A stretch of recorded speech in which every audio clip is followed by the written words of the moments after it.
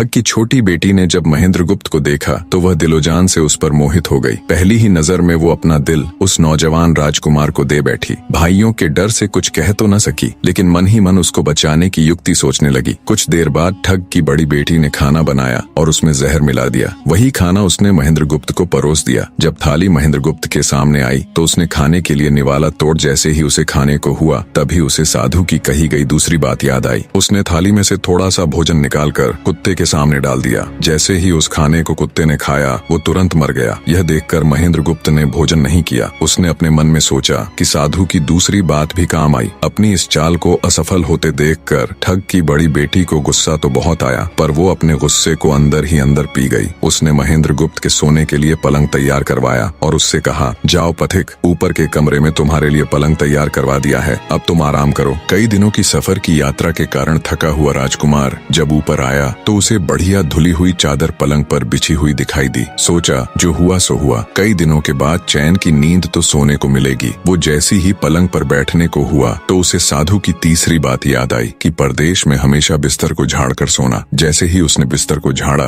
तो उसके होश उड़ गए। वो बिस्तर एक कच्चे सूत से तैयार किया गया था जिसके नीचे आग का कुआं था। महेंद्र गुप्त ने देखा कुएं के अंदर बड़े बड़े आग के अंगार धधक रहे हैं। सोचा साधु की तीसरी बात भी काम आई। उसने एक बार फिर मन ही मन साधु का धन्यवाद किया और पास पड़ी एक टूटी हुई चारपाई पर लेट गया। थोड़ी देर पहले जो राजकुमार चैन की नींद लेने की सोच रहा था, अब नींद उसकी आंखों से कोसों दूर थी। अब तो उसे अपनी जान के लाले पड़े थे। सोचने लगा आज की रात बचना बहुत कठिन है। तभी ठग की छोटी बेटी मौका पाकर आई और कहने लगी, हे प्रिय, मैं तुम पर दिलोजान से न्यौछावर हूँ, परंतु आज की रात मेरे वश में कुछ नहीं है। आज की रात मेरी बड़ी बहन की बारी है। जिस तरह भी हो सके बस आज की रात मेरी बहन से अपने प्राण बचा लो, कल मेरी बारी है। हे स्वामी, मैं तुम्हारी दासी हूँ, मैं तुम्हें साफ बचा लूंगी। इतना कहकर ठग की छोटी बेटी चली गई। जब सब लोग खाना खा चुके तो ठग की बड़ी बेटी ऊपर बने कमरे में चली। सोचा अब तक तो पथिक जलकर राख बन चुका होगा, पर जैसे ही वो कमरे के अंदर आई और देखा कि पथिक तो बिल्कुल सही सलामत टूटी हुई चारपाई पर लेटा हुआ है तो उसके क्रोध की कोई सीमा न रही। तुरंत उसने कटार निकाली और क्रोध से बोली, हे पथिक, या तो अपने चारों लाल मुझे अभी के अभी दे दे, वरना मैं तुझको मार डालूंगी। उसी समय महेंद्र गुप्त को साधु की चौथी बात याद आई कि कहीं शत्रुओं के फंदे में फंस जाओ तो जहाँ तक हो सके नरमी और ज्ञान की बातें सुनाकर अपना उद्देश्य प्राप्त करना। उसने सोचा कि आज रात बचना मुश्किल है, पर साधु की चौथी बात भी आजमानी चाहिए। महेंद्र गुप्त ने यह सब सोचकर लड़की से कहा, मेरे पास लाल नहीं है, यदि तू मुझको मारेगी तो वैसे ही पछताएगी जैसे बंजारा अपने कुत्ते को मारकर पछताया था। लड़की गुस्से में बोली, कौन बंजारा और कौन सा कुत्ता, क्या बक रहे हो तुम? तब राजकुमार बोला, तुम नहीं जानती तो सुनो लड़की, बने रहे।